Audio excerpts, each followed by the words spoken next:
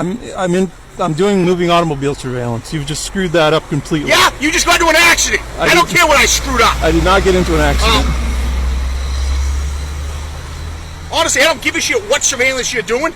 This is a motor vehicle stop. I don't care if you ran a red light. I don't care what you did. It doesn't give you the right to do it. He's claiming you hit his car. Okay? I did not hit his car. Well, that's not my problem. I have a dash cam. Okay, that's great. You don't jump out of a car when you're on a car stop. It's an easy way to wind up dead, buddy. Think about it. Think about it for 2 seconds. You jump out of a car with me and my cruiser on a car stop.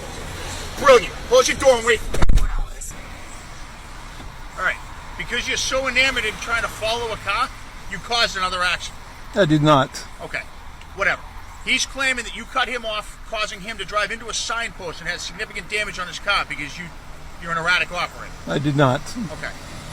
Well, that's his claim. I'm going to let the other officers handle it because I'm on my way into work. Okay? But you realize how close you came to a serious incident by just jumping out of your car in a car stop. No normal person does that.